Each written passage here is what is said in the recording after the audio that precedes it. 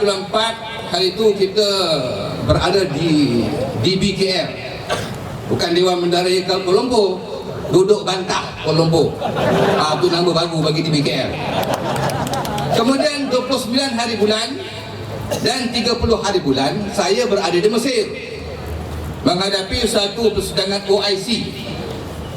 Tetapi saya cukup berasa malu sebab rakan-rakan kami daripada Kuwait, daripada Palestin, daripada Kairo, Mesir, daripada Jordan, daripada Yemen, mereka jumpa saya, mereka tanya kepada saya, "Ya Dr. Abdul Ghani, ha antum haula fil Kuala Lumpur humul qaidin wala mujrimin?" Hampa pun tak faham.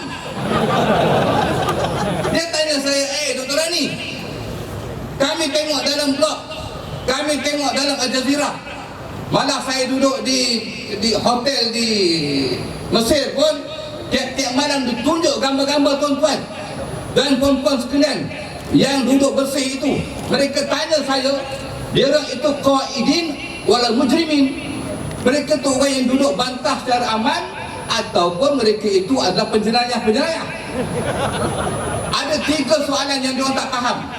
Orang Arab pun pening kepala, orang Jawa kata ngeliang, pening kepala. Dia kata apa? Dia kata yang pertama, dia cukup hairan sebab dia kata yang duduk tu bukan saja orang Melayu, tetapi orang-orang Cina dan juga orang-orang India, tuan-tuan.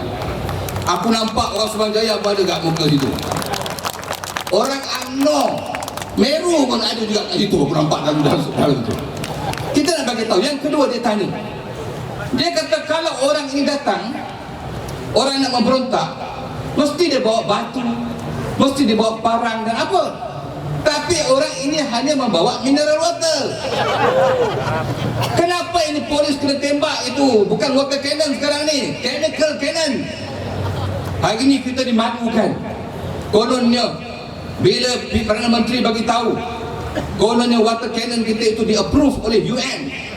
Hari ini kita keluar, UN keluarkan, United Nations keluarkan statement, Amerika tidak pernah meluluskan mana-mana chemical untuk ditembak kepada orang ramai.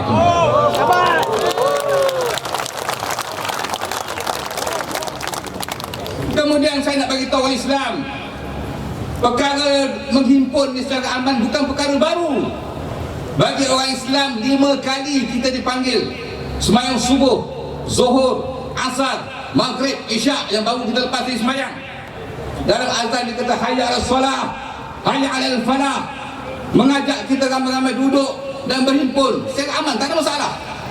Setiap minggu kita dalam Islam kita ada apa yang disebut sebagai sembahyang Jumaat. Orang-orang di taman-taman di Suruhanjaya ni boleh bertemu. Bila dalam sembahyang Jumaat kita duduk secara aman, tak ada masalah.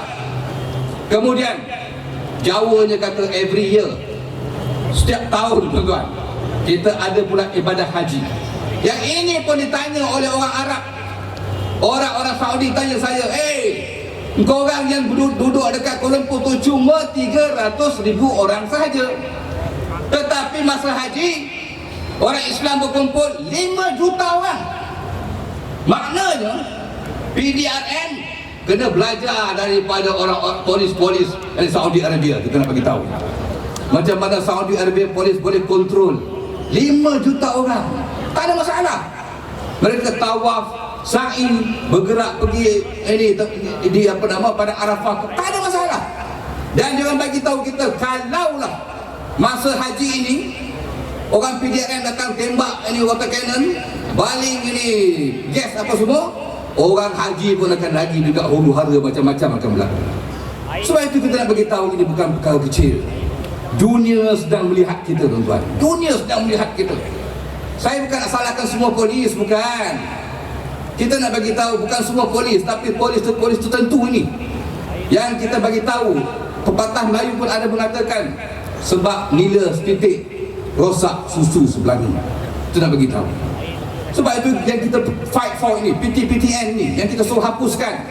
Sekarang ni on record dah ada lebih 40,000 belia-belia kita yang ambil PTPTN ini sudah diisytiharkan sebagai muflis, bankrupt, Sebab mereka kena bayar hutang sebelum dapat kerja. Apa barang ni? Tuan-tuan, saya nak bagi tahu, kita perjuangkan ini untuk semua, tak kira parti apa. Malah anak-anak polis pun yang ambil PT-PTN pun, we are fighting for you. Ingat, bila PM bagi tahu apa, nak hapuskan PT-PTN, dia kata Malaysia akan bankrupt. Nak turunkan harga tol, Malaysia akan bankrupt. Saya ingat lagi, YB Hanayo ada, YB Nik Nazmi boleh confirm apa yang saya cakap.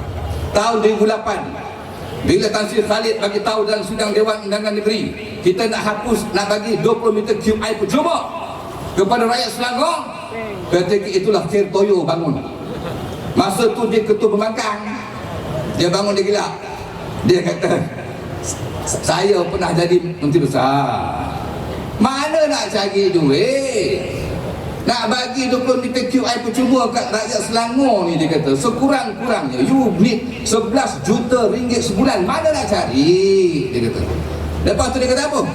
Dia kata dia confirm, dia kata 6 bulan saja dia bagi, 6 bulan saja dia bagi. One of these two things must happen, dia kata. Sama satu, kerajaan Selangor akan bankrupt, ataupun kerajaan Pakatan Rakyat Selangor ni akan jatuh, dia kata. Rupanya betul dia cakap. Betul. 6 bulan, tuan-tuan. Bukan kita jatuh, dia yang jatuh.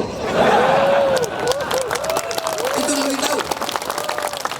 Sebab itu saya harap kita teruskan kerja-kerja ini. Apa yang kita nampak hari ini, saya cukup rasa bangga. Sebab ramai rakan-rakan kita daripada kaum Tionghoa, ramai daripada kita daripada kaum India dan Melayu sebagian bersama-sama kita. Ingat, setiap apa yang akan sampai oleh pimpinan-pimpinan kita ini, kita yang besok balik ke ini gunting rambut ke, yang jual durian ke, sampaikan benda-benda begini. Ada ke pendapatan Petronas 80 bilion, apa nama, setahun nak bagi 2 bilion kepada PT ini, rakyat Malaysia nak bagi free education, nak bagi 3 bilion lah kita kata, ataupun 5 bilion lah kata-kata. 80 tolak 5, takkan bankrupt. Apa barang ni? Sebab itu, sebagai penutup, saya berharap, saya minta sangat-sangat, sekarang ni di Selangor dah macam-macam. SPR sendiri bagi tahu kita, jangan terkejutlah tuan-tuan. Di apa nama ni, di Terengganu dulu mereka rampas ini kerajaan daripada PAS, bila masukkan lebih daripada 72,000 Myanmar, Nepal dan sebagainya. Selangor dia dah masuk lebih daripada 300,000 pengundi-pengundi hantu ini. Ada yang kita dapat alamat dia tingkat 7. Kita tengok pasporinya 5 tingkat saja. Apa barang? Ini tuan-tuan. Sebab tu betul, bila Mak Sabu kata UMNO patutlah tukar nama United Myanmar and Nepal Organisation, kata Mak Sabu. Jadi sampai itulah aku sampaikan, insyaAllah. Romba Nandri, Sise, thank you, kesuwun.